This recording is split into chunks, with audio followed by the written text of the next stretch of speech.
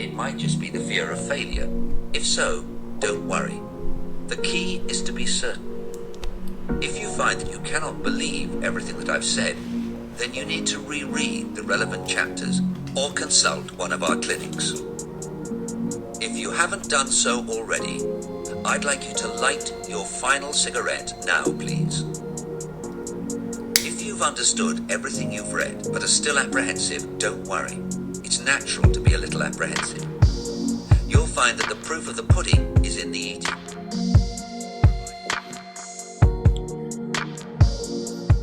Hey guys, welcome back. First, just an update on the whole weight loss thing. I went for another walk this morning. I slept through my alarm a little bit, so I was up at 6:30, 6.4 kilometers, and I've lost an extra 0.3 kilos on yesterday. After my walk yesterday, I was down to 98.1, so I lost a kilo on the walk, and then today 97.8.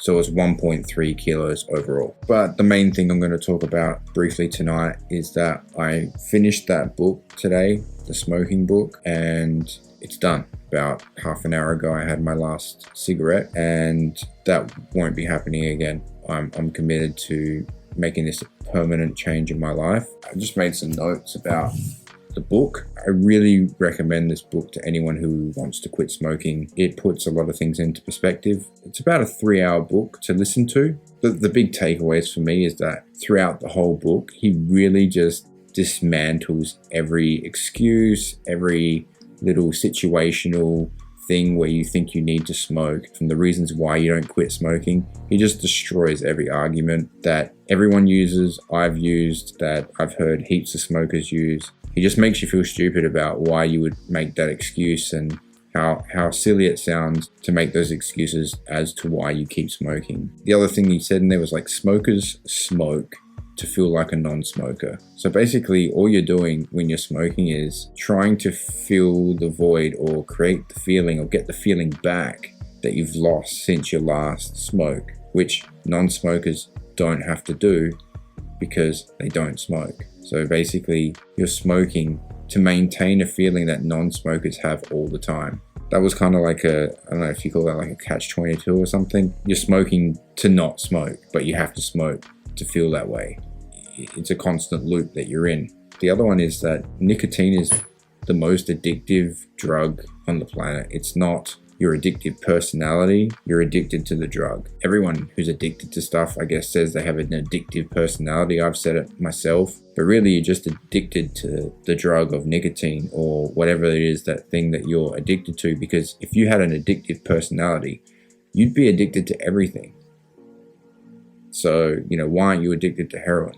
Why aren't you addicted to alcohol? Why aren't you addicted to sugar or anything? So it's not that you have an addictive personality, it's that you're addicted to nicotine in this specific case, which essentially makes you a drug addict. You're a drug addict and you're in a prison, and nicotine's keeping you in that prison, and you won't be free from that prison until you quit. So you're not in control.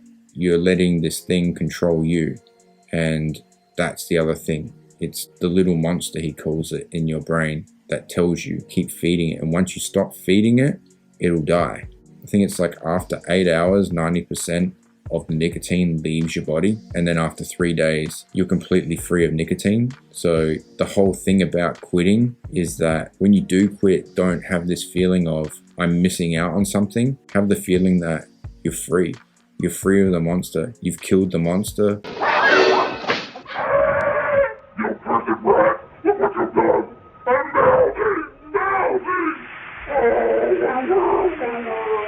You're not its prisoner anymore. You're in control. You've taken back your freedom from this drug that is killing you, basically. I mean, he goes into it in way more depth, and I will leave a link for people to go find the book, to go and check it out if you want to go check it out. I think also for anyone who doesn't speak English or anything, it is translated into other languages like Chinese. So it is possible to find it, I believe, in different languages. The final thing, and this was when he was talking about the health sides of things, which really was the part that really hit me the most, was when you lit your first cigarette, you decided to light a fuse. And you don't know how long that fuse is, but if you don't stop before you hit the end of that fuse, and everyone's fuse is a different length, if you don't stop before you hit the end of that fuse, it's going to be too late. So your best option is to try and stop as soon as possible, because once it's too late, it's too late. So it's not something that you want to experience, and I don't want to experience it. I hope for me that I've got there before the end of the fuse, and that, you know, I don't find out something later, God forbid, you know. So that's why I'm stopping, one of the main reasons why I'm stopping, but also just for so many other reasons. And it's just a stupid habit, and I don't know why I ever picked it up all those years ago, and why I continued to do it for so long and then quit it for so long and then pick it up again. I'm just glad now that I'm actually making a real conscious effort to stop. I've said it here that I'm going to do it, and I'm going to stick to this. I just think if I continue to keep what was said in the book present in my mind, then I'll never even think about going back. Just keep remembering why I quit. Keep remembering that I'm free, I'm not a prisoner, that I'm not going to allow myself to get addicted again. And nothing else to say really, like that's the end of it. I've quit smoking.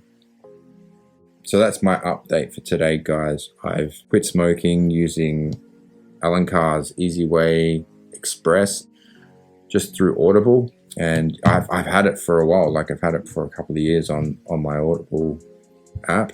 I listened to it again and seems to be doing the trick. It really made me remember why I quit the first time while I've been here, and this time it's going to stick for sure, 100%, guarantee it.